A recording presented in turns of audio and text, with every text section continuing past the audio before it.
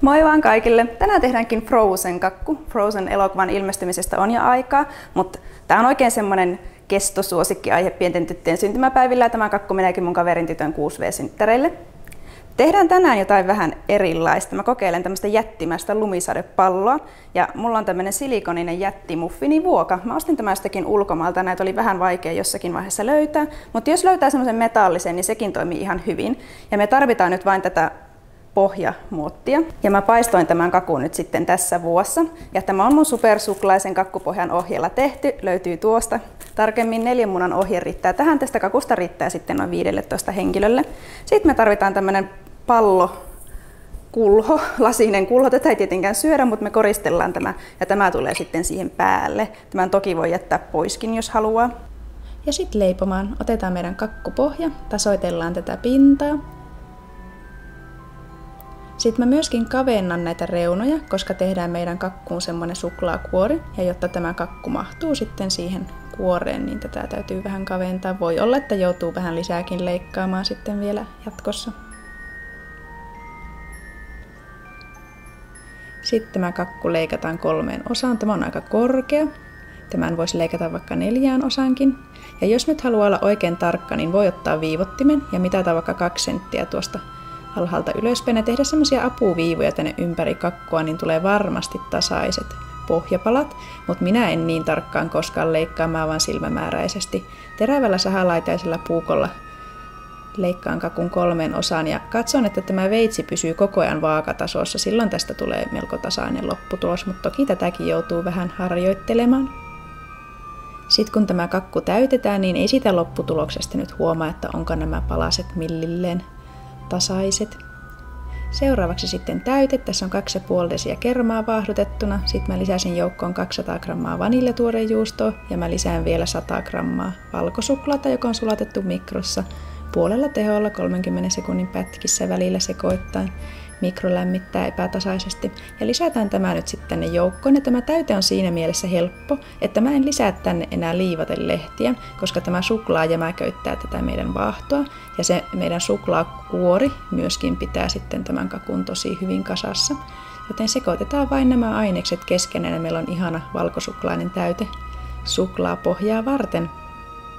Sitten tehdäänkin se meidän suklaakuorisysteemi tuohon kakun ympärille, eli otetaan meidän silikoninen kakkuvuoka ja 1 pussi vaaleansinisiä Candy Melts-nappeja. Nämä on näppäriä, nämähän on sitä feikkisuklaata, eli nämä ei sisällä kaakaovoita, näitä ei tarvitse temperoida.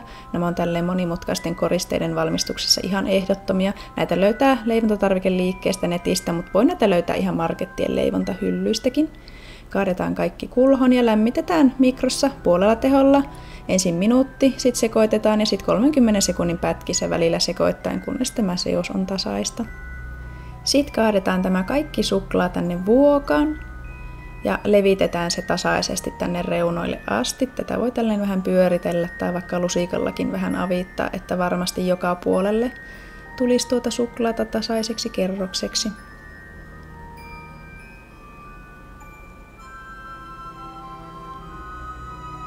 Sitten kaadetaan ylijäämä suklaa takaisin tänne kulhoon ja nostetaan tämä vuoka nyt pakkasen vartiksi tai jääkaappiin puoleksi tuntia, jotta tämä ensimmäinen kerros saa jähmettyä. Ja kuorutetaan tämä sitten vielä uudestaan tuolta reunoilta, että tulee varmasti tarpeeksi paksu suklaakerros meille. Näin on ensimmäinen kerros jähmettynyt ja lisätään sitten tätä suklaata vielä tänne reunoille. Jos tämä Candy Melts meinaa jämähtää tässä pöydällä, niin sitä voi lämmittää vielä mikrossa lisää. Näin lisätään suklaa ja pyöritellään se taas tasaisesti tänne reunoille ja voi vähän lusikalla avittaa. Ja tämän suklaakerroksenhan ei tarvitse nyt olla mitenkään sileä, ei se sieltä ulospäin näy. Ja nyt nostetaan tämä vuoka vielä pakkasen vartiksi tai jääkaappiin puoliksi tuntia, jotta meidän suklaa saa varmasti jämähtää kunnolla. Ja sitten vain kuoritaan meidän silikonivuoka täältä ympäriltä pois, se irtoaa oikein näppärästi. Mikäli tämmöisen kakun haluaa tehdä metallivuokaa, niin sekin tosiaan onnistuu, mutta se metallivuoka täytyy laittaa pakkaseen 5-10 minuuttia, niin sitten se suklaa irtoaa sieltä ihan hyvin. Tämän tyylisiä kakkuja löytyy multa YouTubesta ja blogista, muun muassa tämmönen 3D-pallovuokaan tehty galaksikakku. Se pallovuoka on metallia ja mä täytin sen Candy Melt suklaalla ja se suklaa irtosi siitä sitten hyvin, kunhan se vuoka oli vain pakastettu sen suklaan kanssa hyvin. Mä linkitän sen ohjeen tuohon alas. Lisäksi multa löytyy tämmöinen Pokemon pallokakku-blogin puolelta, joka on tehty ihan samalla tyylillä. Ja myöskin multa löytyy Ferrero Rocher-kakku, joka muistuttaa hyvin paljon tätä meidän Frozen-kakkua. Näin on suklaakuori onnellisesti saatu ulos. Tämä on tosi näyttävä. Ja nyt kootaan sitten se meidän kakku tänne kuoren sisälle. Eli tarvitaan kakkupohja, mutta ei tarvitakaan tätä ylimmäistä palasta. Ja nämä 2 muutakin mä leikkaan vielä 2 osaan, koska näistä tuli aika paksuja. Ja tuo itse täytekin tuo sitten vielä korkeutta meidän kakkuun. Sitten otetaan vuoka ja pienin palanen. Voi olla, että tätä joutuu vähän kaventamaan niin kuin täytyykin, jotta se mahtuu varmasti tuonne vuokaan. Ja sitten kostutetaan hyvin tämä kakkupalanen. Mulla on tässä vettä, jota on maustettu vähän vaniljasokerilla, toimii oikein hyvin. Sitten vain täytettä vuokaan levitetään tasaisesti. Ja ei kun seuraavaa palasta päälle. Ja kostutetaan sekin hyvin ja tälleen ladotaan näitä palasia vuorotellen tähän, kunnes tämä vuoka on ihan täynnä.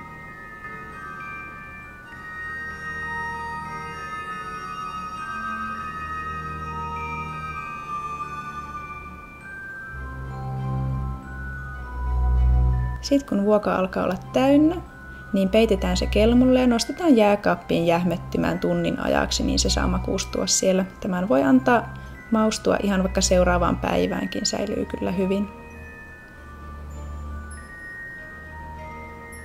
Sitten siihen kakun päälle mä teen valkosuklaakanachen. Tarvitaan 200 grammaa valkosuklaata ja noin puoli desiä kermaa. Lisätään se tänne joukkoon. Ja sitten lämmitetään tätä seosta mikrossa puolella teholla 30 sekunnin pätkissä välillä sekoittaen, kunnes seos on tasaista. Tämän seoksen voi sulattaa myös vesihauteessa varovasti. Valkosuklaa palaa tosi helposti, joten kannattaa olla tarkkana sen kanssa, vaikka 10 sekunnin pätkissäkin voi lämmitellä sitten, kun se alkaa sulamaan. Ja tuota kermaa voi lisätä vielä tänne joukkoon, jos sitä tarvitsee, mutta mä yleensä suosittelen, että se kermakin lämmitetään ennen kuin se lisätään tuonne suklaamössön joukkoon, koska se kylmä kerma saattaa sitten jähmettää tätä seosta vähän lisää. Joten semmoinen vinkki. Tässä seos on tasaista ja sulanut. Se on tämmöistä aika paksua, mutta yhä levittyvää. Ja tuota kakun pintaa ei tarvitse kuoruttaa kreemillä. Tämä ganache kyllä pysyy siinä ihan hyvin jämäkkänä, koska tuo mun voikakkupohja on aika tiivistä. Ja levitellään tämä suklaakerros tasaisesti tähän pinnalle. Tämä nyt on vähän kellertävää. Jos haluaa ihan vitivalkoista, niin voi käyttää vaikka niitä valkoisia Candy Melt-snappeja sitten, mutta valkosukla on tietenkin aina vähän paremman makuista. Sillä aikaa kun kakku on jähmettämässä, niin maalataan meidän kulho. Mä löysin tämän jostakin marketista, ei ole kovin kallis. Ennen sai eläinkaupoista semmoisia akvaariokaloille tämmöisiä kulhoja, mutta mä ymmärsin, että ne on aika lainvastaisia nykyisin, niillä ei ole hyvä kaloilla siellä elää. Ja mä maalan tämän nyt tämmöisellä akryylivärillä, näitä saa kans ihan marketista. Mä kokeilin maalata myös elintarvikevärillä, keelivärillä, mutta se ei tarttunut tähän kulhoon yhtään, joten käytetään nyt sitten akryyliväriä. Ja mä luulin, että mulla olisi ollut valkoista väriä, mutta ei mulla ollutkaan, mulla on sinistä. Mä en ole mikään mestarimaalaaja, mutta tehdään vähän mukaan semmoisia lumihiutaleita. Voihan ne olla sinertäviäkin, jos ne on oikein pimeässä ja valo heijastuu niihin, en tiedä.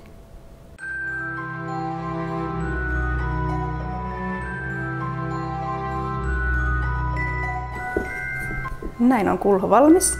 Tämmönen siitä nyt tuli. Ei ole maailman hienoa, mutta ei haittaa. Akryyliväri lähtee sitten vedellä, niin sen saa hyvin puhdistettua pois. Tähän kakkuun ei tule nyt syötäviä koristeita, mikä voi olla jollekin vähän pettymys, mutta mä ostin tämmöisen lelupaketin tälle synttärisankarille, niin mä ajattelin käyttää näitä myös kakun koristeena. Mä nyt tietenkin joudun avaamaan tämän, mutta mä ajattelin, että se olisi ihan hauska idea, että siinä kakun päällä on koristeet, jonka sitten tämä synttärisankari saa itselleen. Mä tein vuosia sitten tämmöisen Frozen-kakun. Tämä on dummy cake, eli tämmöinen koristekakku. Täällä on sisällä Styrox-pohjat. Ja tämä on koristeltu kaikilla syötävillä raaka-aineilla. Pääasiassa sokerimassalla, joten tämä kestää kyllä varmasti lähes ikuisesti. Se voi kenties ehkä vähän haprastua. Tässä kakussa on 24 senttiä halkaiseltaan olevaa Styrox-pohjaa ja ne on koristeltu sokerimassalla. Tämän laskostuksen tekemisestä löytyy mulla YouTubesta semmoinen pieni ohjevideo. Täällä on sitten tämmöinen pieni 15 sentin pohja välissä. Tämmöinen kakku onnistus kyllä aitona kakkunakin, mutta täällä pitää olla sitten vahva pahvi täällä ylimmän kakun alla. Täällä ei tietenkään nyt tarvi. Ja nämä hahmot on muovattu sokerimassasta. Nämä Olafin kädet on suklaata. Ja muuten nämä on tosiaan sokerimassia. Näihin muovausohje löytyy mun blogin puolelta. Nämä oli aika työlätä tehdä, mutta tämmöisen tietenkin, jos on aikaa, niin voi sitten väkertää kakun päälle. Ja täällä on sitten vielä tämmöisiä jääpalasia. Nämä on tehty kondiittorin sokerista, sitä saa leimontatarvikeliikkeestä. Se on väritty siniseksi. Se on niin kuin sokeria, se sulatetaan pannulle ja sitten kun se levittää leivinpaperille ja jähmettää, niin siitä tulee tämmöistä kovaa karkkia. Tämmöinen frozen kakku löytyy myös. Se on tuolla mun lasivitriinissä aina koristeena. No mut sitten lähdetään koristelemaan kakkua. Ganache-kerros on saanut puoli tuntia jähmettyä jääkaapissa. Tässä on Olaf, sillä on mennyt porkkana pään läpi. Sen mukana tuli jotain ekstra risuja, mä en oikein tiedä, ei ne sillekään mennyt. Ja Elsalla ei ole kyllä keppejä päässä, mutta no annetaan ne lahjan saajalle kuitenkin. Elsalla tuli viittä ja tämmöisiä lumihiutelekoristeita. Nämä on kivaa lisää meidän kakkuun. Sitten mä ripottelen tähän pinnalle tomusokeria. Tulee vähän tämmönen talvimainen maisema tähän. Ja mulla on tämmönen pieni teesiivilä, jolla mä ripottelen tämän sokerin tähän pinnalle. Ja sitten mä lisäsin tänne reunoille vielä tämmöisiä lumihiutale-nomparelleja. Ne tuli tämmöisen talvinomparellipurkin mukana. Ja mä kiinnitän ne sokerikuorutteella, jota löytää kaikista ruokakaupoista, leivontahyllystä, niin kuin noita nomparellejakin näin talviaikaan. Tämä on ihan nätti pieni lisä, mutta ei tietenkään ole pakko kiinnittää näitä, jos ei halua. Oli vähän työlästä loppupeleissä. Sitten meidän koristeet. Mä tökkäsin ne sulaan suklaaseen, koska muuten ne ei pysynyt pystyssä. Eli mä sulatin vitivalkoista kändimeltsiä, annoin sen jämähtää puoliksi. Sitten tökkäsin nuo koristeet siihen kiinni ja annoin jämähtää kunnolla, niin johan pysyy pystyssä. Nuo koristeet on sitten helppo irrottaa tuosta suklaasta. Ja kändimelts tosiaan pysyy jämäkkänä huoneen lämmössä, niin se toimi tässä hyvin. Ja tuohon kakun pinnalle mä tein sokerimassasta tuommoisia lumihiutaleita tukemaan meidän kulhoa. Ne toimikin siinä oikein hyvin.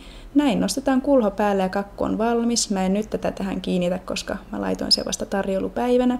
Tämä kulho pysyi tuossa pinnalla semmoinen pari minuuttia kohtalaisen hyvin, mutta sitten se alkoi painaa tuota pintaa kasaan. Mutta tästä kakusta tuli tosi hauska. Mä luulin, että tästä olisi tullut jotenkin vähän hassu, mutta mun mielestä tämä toimi tosi hyvin näin. Ja synttärisankari oli tosi ilahtunut tästä kakusta. Ja hänen mielestä oli hauska idea, että nämä lahjat sai pitää itsellään. Oli tosi kivat juhlat. Mutta tämmöinen kakku tällä kertaa. Kiitos tosi paljon, kun tulit käymään minun YouTube-kanavalla. Vaikka kaikki ei tätä kakkua ehkä kotona pysty toteuttamaan, niin toivottavasti oli kuitenkin kiva katsoa tätä videota, että miten tämmöinen kakku syntyy. Ja niitä helppoja kakkureseptejä ynnä muuta leivonnaisreseptejä kyllä tulee mun YouTube-kanavalle paljon, joten pysy kanavalla. Nähdään pian. Moi moi!